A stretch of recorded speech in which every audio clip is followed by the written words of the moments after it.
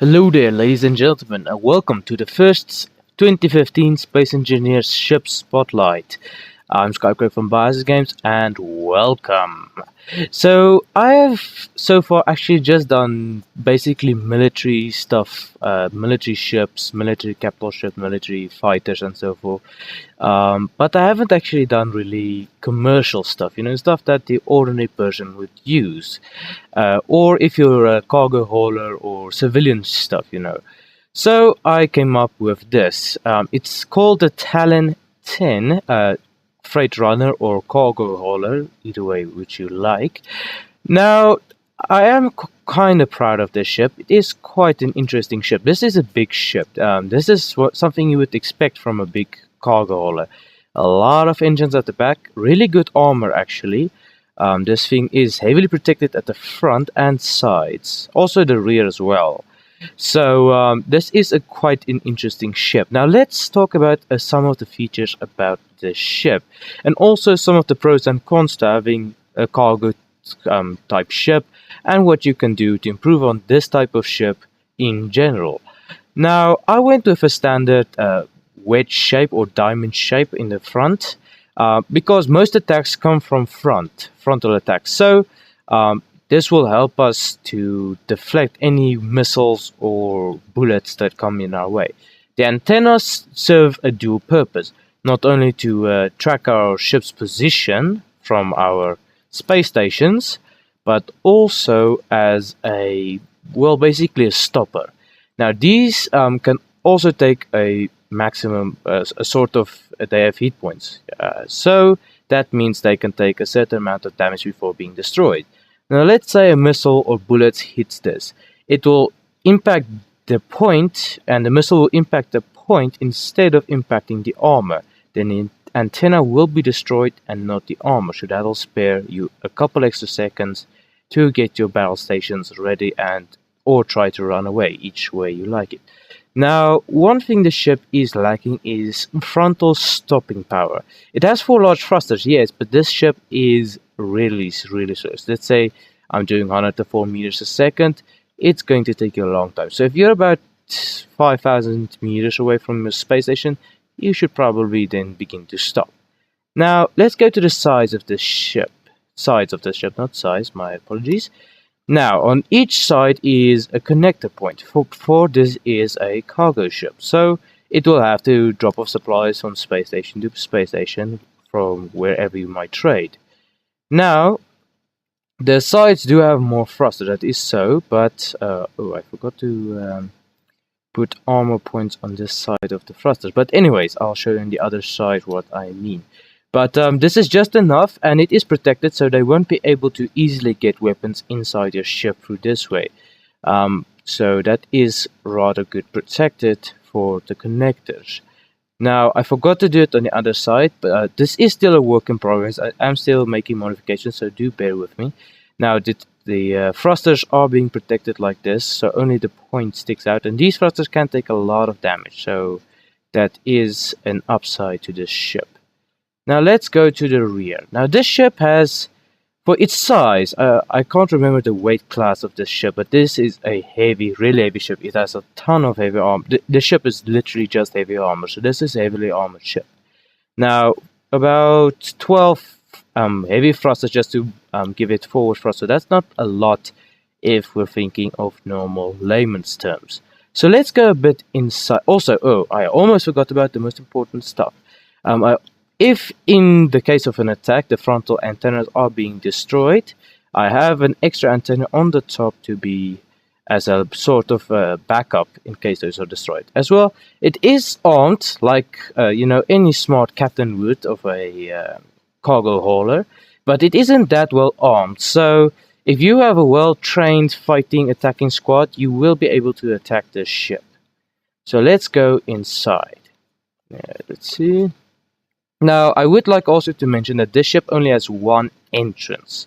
Now, that is a good thing, because if you only have one entrance, that means it is much easier to defend a position instead of a bunch of entrances that you can't defend. Double airlock, of course, if they're trying to grind through, you do have time to get your forces near the airlocks. Now here is the ship, and it looks insanely massive on the inside. Now the ship is categorized in 3 parts. The blue area is color coded for every everyone can walk here. It is a completely civilian free area. Everyone can walk here. So let me talk you through a bit what's going on. We have 6 arc furnaces. I actually want to put a full row here, but 6 will do for now. 6 arc furnaces that are, well, let's say you need 10k of steel, iron plates real quickly, or just iron ingots, or any other material that you can put in an arc furnace. Then you can just quickly throw it in without waiting too long for it. Now let's go to the cargo. It has 16 cargo containers, large cargo containers, which is a nice hauling size for a cargo ship, with 4 refineries and 1, 2, 3, 4, 5, 6 assemblers. I do apologize. So if for example, you're going long distance from trade port to trade port, and you need minerals on the way, this is how you can do it. Or if you have raw minerals and you need to refine to get a better price, this is how you can do it. Now let's go to the engineering area. Now if you're so this is set up this way. I just need to fix that patch up. But anyways, this is set up if you're in engineering, if you're engineering crew staff. You are the only one, you and the bridge crew are the only ones that can go into the engineering. None of the blue members can go in here. So let's go in here. Now there are some things that are green and some blue. I do need to fix that because I have some color technicality issues. So this is the warp engine basically. This is the largest warp engine I've built for any ship of its size. So yeah, this thing is really fast. I mean, 0 to 104.4 meters a second is round about 0.2 seconds. I've measured it. So this thing is quite insanely fast. Now, mainly why there needs to be engineering crews monitoring this is if you're playing in survival, you're going to need to fuel this thing constantly. Now, I haven't hooked it up or anything, but if you're in survival, you'll definitely need to refine uranium and put it in all of these uranium reactors, and so this is going to be a full-time job. So let's keep moving on.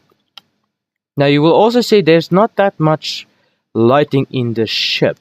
Now the reason for that is if say there's an infiltration, it is a bit more difficult to see than a brightly inside ship. I am going to put in lights, but in the case of an emergency, the lights can be quickly shut off and it will be much darker. Now, once we go up to the command center, you'll see it's red. So the red means only command authorized officers can go in here. So let's go in. And of course, these will be locked to only a few handful of people. Now, there's a lot of control stations. These control stations are for the weapons officers or people that are just monitoring everything of the ship. Now, the middle seat that isn't adjacent to any other seats is the captain's seat where he pilots the ship. Now let's get a look at this ship. So you can see, now let's quickly see, oh yeah, this thing weighs 23 million metric tons. Yeah, you might think it only weighs in kilograms, but they don't have enough space, so it's actually metric tons. So 23 million metric tons for this ship is a lot. Now, another defense I have put in place, as you can see, I'm now firing the forward thrusters. So it's not too slow for this kind of weight class, but it's not fast either.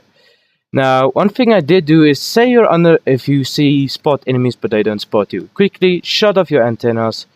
Okay, I did forget about the beacon, but you see what I mean. So quickly turn it off and shut down all power and drift by without anyone noticing. If that tactic does not work, you can or run and gun it or fight, whichever fancies your liking. Now let's see this puppy in action. 3, 2, 1, engage. And this ship is actually the fastest ship I have built. It goes to 111.7 meters a second, which is really insanely fast.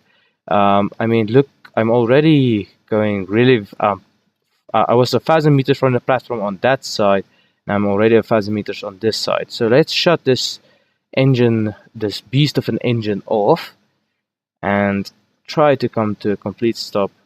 But while we're doing that, let's go over some of the technicality issues that comes with this big hauling ship.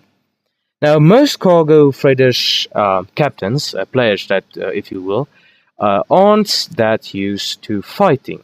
They mainly go from point to point, not really combat specialists. Now, they made the same typical mistake I did here, but I did it specifically so that I can show you guys what not to do. Now, what they did is what you should do, but also not do, is not just put weapons on the top. Yes, granted, you can fire at enemies from long distance, but if there's like a squadron of ships, you won't be able to take them all down, and they get in range. This is where the problem comes in. If they duck under your ship, because this is a large ship, they duck under your ship and fire under your ship and try to take you out that way. And because most ships, engines are at the back, they can just pick you off, and that would be the end of that. So the best thing would be is always put a weapon or two modules just for in case they do get under your ship.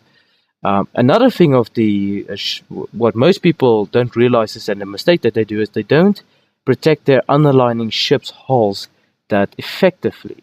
And what I mean by this is they make their hull on the other underside of the ship only one thick, and then begin with everything else. So if they get a couple of missiles off under your underside, you will literally be boarded and everyone will be killed instantly. So this is a couple of stuff that you should be aware of a cargo hauler if you are considering of making one. So yeah, that is basically that for this episode. I do hope you liked this video. If you did, click the thumbs up button and subscribe to my YouTube channel down below. Also, I have recently made a new Steam group for the BiohazardGames community. It's also in the description below, so please come and join, and we will play together all the games, and we will have a great time. So with that in mind, thank you guys so much for watching. Hope to see you next time. Take care and goodbye.